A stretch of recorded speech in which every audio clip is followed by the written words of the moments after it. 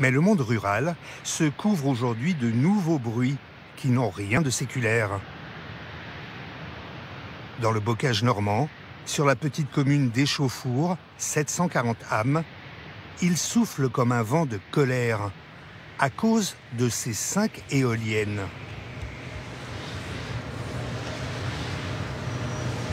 Des géantes de 145 mètres, beaucoup plus bruyantes que prévu.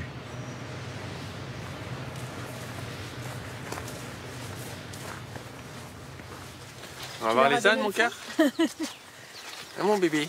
Michel, Aurélie et leur petit Mati de 2 ans habitent à 700 mètres. Ce jour-là, il y a peu de vent. Dans leur jardin, les machines ne choquent pas l'oreille. Mais depuis 2 ans qu'elles sont en service, les pales des éoliennes ont fini par tourner dans leur tête. Le bruit impulsionnel de l'éolienne, c'est wouf, wouf, wouf, wouf. Et on compare ça rapidement à l'idée qu'on se fait de la torture chinoise et du goutte à goutte. On peut se détourner d'un paysage, mais le bruit, lui, il est partout. Aurélie et Michel sont consultants dans la restauration. En 2011, ils quittent la région parisienne pour acheter 400 000 € cet ancien couvent début 19e. Il abritait une congrégation de bonnes sœurs. Un dédale de 60 pièces, dont 38 chambres.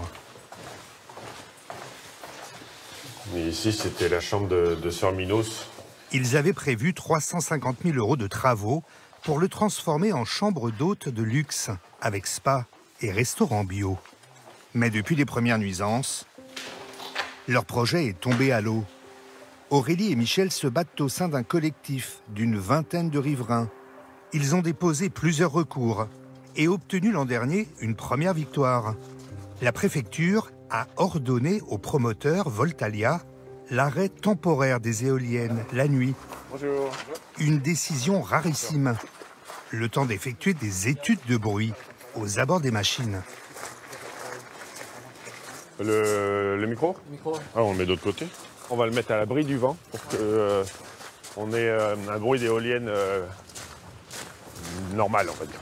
Ce jour-là, à la demande de la préfecture, un cabinet d'acousticiens vient poser un sonomètre chez Aurélie et Michel. Mais avec d'autres riverains d'Échauffour, ils ont décidé de réaliser leurs propres mesures. Éric Gervais habite à la sortie du village, à 550 mètres des éoliennes. Un Don Quichotte qui se bat contre ces moulins à vent des temps modernes. Là, on a un vent qui est, je dirais, pas trop fort. Quand elle tourne à fond, le bout de la pale va à 300 km/h. Voilà. Ce menuisier de 54 ans a payé 2 000 € de sa poche du matériel professionnel qu'il a installé dans son jardin. Ça, c'est le micro, tout simplement. Là, il y a le petit capteur photovoltaïque pour l'alimenter en courant. Ça permet de pouvoir le laisser. Il a 1 mois d'enregistrement. On peut le laisser pendant 1 mois et relever les données au bout d'1 mois. Éric ne se contente pas d'enregistrer le son des éoliennes. Il mesure aussi la vitesse du vent et filme les machines 24 heures sur 24 pour mettre en relation vitesse de rotation et intensité du bruit. Bon, bah c'est bien, on a eu beaucoup de bruit là ces derniers jours quand même. Hein. Ouais. Bah oui, là je pense qu'on va avoir des courbes intéressantes. Hein.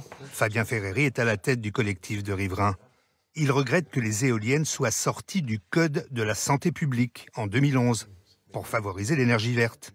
En clair, elles peuvent faire plus de bruit. Le seuil de niveau sonore acceptable est passé de 30 à 35 décibels. Sur cette courbe, par exemple, là, c'est le 1er janvier 2022 pour la bonne année. Il démarre à 7 heures les éoliennes et on arrive à 42 décibels. Là, ils ne sont pas dans la réglementation du tout. Éric et Fabien souhaitent l'arrêt définitif des éoliennes la nuit et surtout que leur rendement soit bridé pour ne jamais dépasser les 35 décibels. Aurélie et Michel, eux, songent à revendre l'ancien couvent pour compenser un peu leurs rêves brisés.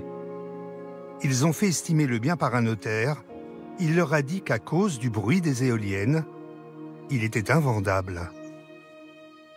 Dans l'absolu, vous savez à quoi je crois encore, c'est qu'il les démonte, voilà, qu'il les enlève. Il faut qu'il les enlève. C'est nécessaire. Faut pas qu'on reste comme ça. Sauf que la tendance actuelle est plutôt d'en construire d'autres. Une éolienne comme celle-ci peut fournir 2000 personnes en électricité toute l'année. Aujourd'hui, la France compte 8000 éoliennes. L'État veut doubler leur capacité d'ici 2050, au nom de la transition énergétique. Les opérateurs promettent que les nouvelles seront moins bruyantes.